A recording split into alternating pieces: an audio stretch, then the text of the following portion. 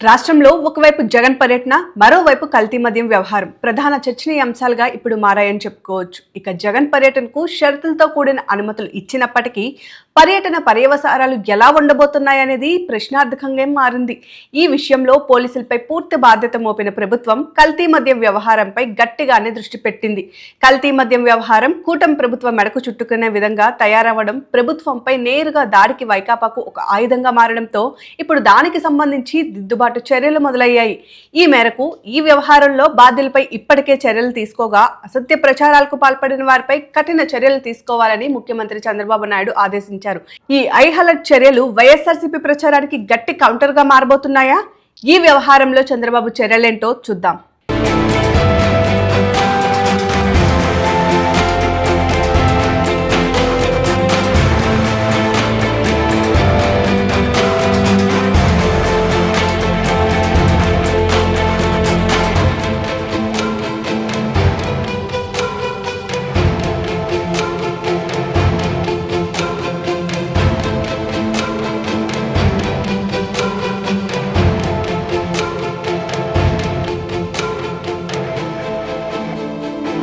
ఏపీలో 3 రోజులుగా అన్నమయ్య జిల్లాలో బయటపడ్డ కల్తీ మద్యం వ్యవహారంపై తీవ్ర చర్చ జరుగుతుంది. రాష్ట్రంలో కూటమి ప్రభుత్వ పథకాల అమలు, అభివృద్ధి, పీపీపై పోరాటం చేస్తున్న వైకాపాకు కల్తీ మద్యం వ్యవహారం మరో ఆయుధంగా మారిందని చెప్పుకోవచ్చు.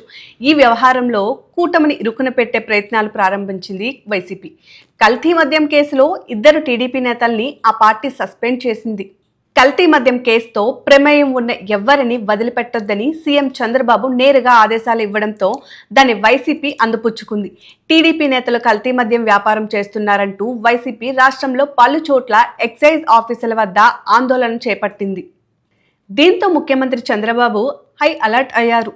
అన్నమయ్య జిల్లాలో వెలుగులోకి వచ్చిన అక్రమ మద్యం తయారీ ర్యాకెట్పై వైఎస్ఆర్సీపీ సోషల్ మీడియా మరియు ప్రధాన మీడియాల్లో విస్తృత ప్రచారం ప్రారంభించడంతో అత్యవసరంగా ఉన్నత స్థాయి సమావేశం నిర్వహించిన సీఎం చంద్రబాబు రాష్ట్రంలో కల్తీ లిక్కర్ తయారీ, అమ్మకాలను ఏమాత్రం సహించొద్దని అధికారులకు గట్టిగానే వార్నింగ్ ఇచ్చారు. కల్తీ లిక్కర్తో ప్రజల ప్రాణాలను హరించే వారిపై కఠిన చర్యల ద్వారా ఉక్కుపాదం మోపాలన్నారు సీఎం. 15 నెలల్లో పటిష్ట చర్యల ద్వారా ఇతర రాష్ట్రాల నుంచి వచ్చే నాన్ డ్యూటీ పెయిడ్ లిక్కర్ను అరికట్టమని, అంతేకాకుండా సమర్థవంతంగా పనిచేసి రాష్ట్రంలో కల్తీ లిక్కర్ అనేది లేకుండా చేయాలన్నారు. ఇక ఏ ఒక్క చోట కల్తీ లిక్కర్ తయారీ కేంద్రాలు కానీ అటువంటి వ్యక్తులు కానీ ఉండకూడదని సీఎం స్పష్టమైన ఆదేశాలు ఇచ్చారు.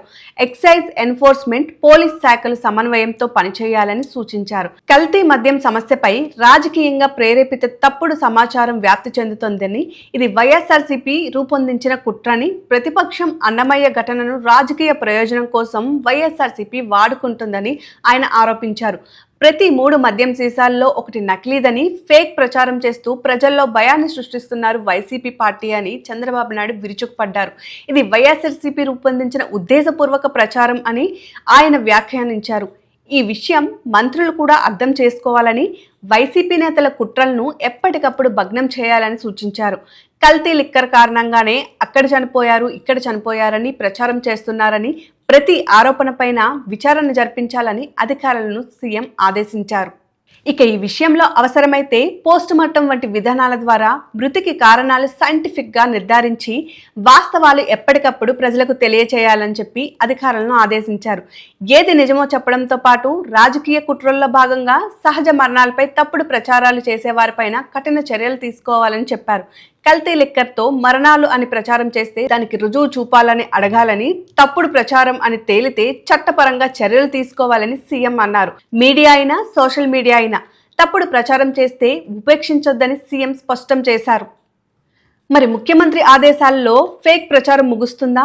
ఇక ఈ వ్యవహారంలో వైకాపా ఎలా ముందుకు వెళ్తుందో మాత్రం వేచి చూడాలి. మొలకల్చెరు పాత రోడ్డు మొలకల్చెరుకు అవుట్స్కట్స్లో ఉన్నటువంటిది జస్ట్ 1 కిలోమీటర్ దూరంలో మొలకల్చెరు మదనపల్లి రోడ్లో, పాత రోడ్లో ఒక గొడౌన్లో అక్రమంగా ఒక నకిలీ మద్యాన్ని తయారు చేస్తున్నారు అనేటువంటి సమాచారం రావడంతో నేను అసిస్టెంట్ కమిషనర్ కడప మరియు అన్నమయ్య జిల్లా ఎక్సైజ్ సూపరింటెండెంట్, మా సిబ్బంది నీలకంఠారెడ్డి ఇన్స్పెక్టరు, జహీర్, మిగిలిన టీములతో అంతా కలిపి ఇక్కడ దాడి చేయడం జరిగింది. ఇక్కడ మొత్తం అంతా కూడా ఒక స్పిరిట్ను తెచ్చి ఈ ఏదైతే ఒక గొడౌన్ లాగా ఉందో దాంట్లోనే అంతా మిషనరీ అంతా పెట్టుకున్నారు. డిస్టిలరీ వాటర్ తయారు చేసుకోవడానికి ఒక కొత్త మిషనరీ తెచ్చుకున్నారు విత్ మోటార్స్. ఆ స్పిరిట్ వచ్చిన తర్వాత స్పిరిట్ను దానికి కావాల్సిన వాటర్ ఎంతైతే ఉంటుందో అంత మోటార్ల ద్వారా ఒక 200 లీటర్ల స్టీల్ ట్యాంకులోకి పంపిస్తున్నారు. మొత్తం వాటర్ అంతా దాంట్లోకి వెళ్ళిపోతుంది. ఈ స్పిరిట్ను కలిపి అదేవిధంగా క్యారామిల్ ఆ కలరు వచ్చేదానికి లిక్కర్ కలరు, అదేవిధంగా ఫ్లేవర్, అది బ్రాందీనా విస్కీనా ఫ్లేవర్స్ ఉంటాయి. ఆ ఫ్లేవర్ వేసిన తర్వాత మొత్తం అంతా అది కలపడానికి కూడా ఒక మోటార్ని ఏర్పాటు చేసి ఉన్నారు. ఆ మోటార్ ద్వారా కలపడం జరుగుతుంది. కలిపిన తర్వాత వాటర్ పోవడానికి లోపలికి పోవడానికి ఒక పైపు, కలిపిన తర్వాత దాన్ని బ్లెండ్ అంటాము. ఇంకా లిక్కర్ రెడీగా బాటిలింగ్ చేయడం కోసం అది ఏదైతే ఉందో బయటికి రావడానికి ఇంకో పైప్ పెట్టుకున్నారు. అది వచ్చిన తర్వాత ఏదైతే మనం స్పిరిట్ క్యాన్లు ఎంటీ అయిపోతాయి కదా, 35 లీటర్లు ఒక్కొక్క క్యాను. ఈ ఖాళీ బాటిల్స్ తెచ్చుకొని ప్లాస్టిక్ బాటిళ్ళన్నీ ఆ ఖాళీ బాటిల్స్లో మాన్యువల్గా నింపి ఇక్కడ క్యాప్స్ ఫిక్స్ చేయడానికి ఫేక్ క్యాప్స్ కూడా పెట్టుకున్నారు. అది ఫిక్స్ చేయడానికి మిషన్స్ ఉన్నాయి. ఒక 2 మిషన్లు మాన్యువల్ ఉన్నాయి, ఒకటి సెమీ ఆటోమేటిక్ ఉంది. ఇంతకుముందు చూసినప్పుడు మాకు ఒకటే కనపడింది, మళ్ళీ అంతా వెరిఫై చేస్తే 2వ మాన్యువల్ మిషన్ కూడా కనపడింది. ఆ మాన్యువల్ మిషన్ ద్వారా మూతలన్నీ కూడా ఫిక్స్ చేయడం జరుగుతుంది. అలా ఫిక్స్ చేసిన వాటికి వెంటనే పక్కన ఫేక్ లేబుల్స్ పెట్టుకొని ఉన్నారు. అది ఇంకొక వ్యక్తి ఆ లేబుల్ వేసేస్తాడు ఫాస్ట్గా. అంటే ఫిల్ చేసే వ్యక్తి ఒకరు, క్యాప్ బిగించే వ్యక్తి ఒకరు, లేబుల్ వేసే వ్యక్తి ఒకరు. లేబుల్ వేసిన తర్వాత హీల్ అంటాం, హోలోగ్రాఫిక్ లేబుల్ అది పైన వేస్తారు మూత మీద. అది ఒరిజినలా కాదా అని తెలుసుకోవడం కోసం. ఇది డూప్లికేట్, అది కూడా వేశారు. అంటే దాన్ని మళ్ళీ మేము స్కాన్ చేసుకుంటే తప్ప అది కనపడదు. మొత్తం అంతా ఆంధ్ర లేబుల్స్ని యాజ్ ఇట్ ఈజ్గా ఫేక్ తయారు చేసుకున్నారు. ఇలా చేసినటువంటి దాన్ని 48 బాటిల్ ఒక్కొక్క బాక్స్లో పెట్టుకొని ఈ బాక్సులన్నీ వాళ్ళ షాపుల ఏరియాలో ఒక షాపు లైసెన్సీని కూడా మేము అరెస్ట్ చేయడం జరిగింది. ఈ పీటీఎం మండలం ఆంధ్ర వైన్స్ లైసెన్సీని.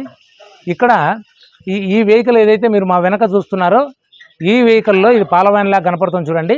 దీంట్లో మొత్తం అంతా సప్లై చేయడానికి వ్యాన్ రెడీగా పెట్టుకొని ఉన్నారు. దాంట్లో మేము వచ్చేటప్పటికే దాంట్లో సుమారు ఒక 40 బాక్సులు ఫిల్ చేసి ఉన్నారు.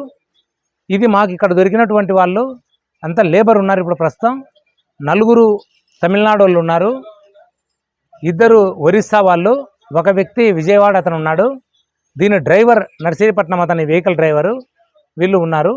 ఈ తెచ్చినటువంటి వ్యక్తి ఎవరినైతే ఈ తమిళనాడు వాళ్ళు ఉన్నారో జనార్దన్ రావు అని అతను విజయవాడలో ఉంటాడు.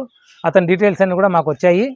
అట్ ది సేమ్ టైం ఈ వెహికల్ ఎవరిది అనేటువంటిది కూడా మేము ఎంక్వైరీ చేసుకుంటున్నాము. ఇది మొత్తం అంతా కూడా ఎవరెవరు దీంట్లో ఇన్వాల్వ్ అయి ఉన్నారో. ఇంకొకతను రాజు, ఈ జనార్దన్ రావు అనుచరుడు, అతని ఫాలోయరు, హెంచ్మన్ అతనికి. అతను ఈ వెహికల్ డ్రైవర్ను తీసుకొని వచ్చింది అతను, ఒరిస్సా వాళ్ళని తెచ్చింది అతను. వీళ్ళందరినీ కూడా ఇప్పుడు కేసులో ఇన్వాల్వ్ చేసుకొని ఫర్దర్ అసలు ఈ గొడవను ప్రెమిసిస్ ఏదైతే ఉందో దీని ఒరిజినల్ ఓనర్ లక్ష్మీనారాయణ అనే వ్యక్తి, ఇతను బెంగళూరులో ఉంటాడు. ఇతను డాబా పెట్టుకోవడానికి ఒక రామ్మోహన్ అనేటువంటి వ్యక్తికి ఇచ్చాడు. ఇతను ఒక 2 నెలల ముందు దీన్ని ఖాళీ చేశాడు ఈ డాబాను. ఈ రామ్మోహనే తిరిగి వీళ్లకు రెంట్కి ఇవ్వడం జరిగింది.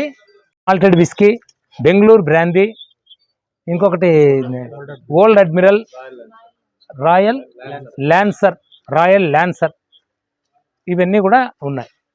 బెల్టుకు సరుకు తీసుకుపోయే వ్యక్తి ఒక అతను వచ్చాడు. అతను కూడా దీంట్లో 4 బాటిల్ తీసుకుపోతుంటే అతని దగ్గర నుంచి కూడా మోటార్ సైకిల్ కూడా సీజ్ చేయడం జరిగింది. ఇక్కడే అతన్ని కూడా అరెస్ట్ చేసుకున్నాం. మొత్తం మా దగ్గర ఇప్పుడు 9 మంది దీంట్లో ఉన్నారు ప్రస్తుతం. ఇంకా దీంట్లో ఇన్వాల్వ్ కావాల్సిన వాళ్ళు వీళ్ళందరూ ఉన్నారు. సుమారు అంటే వెహికల్తో కూడా కలిపితే మనకు సుమారుగా 1,75,00,000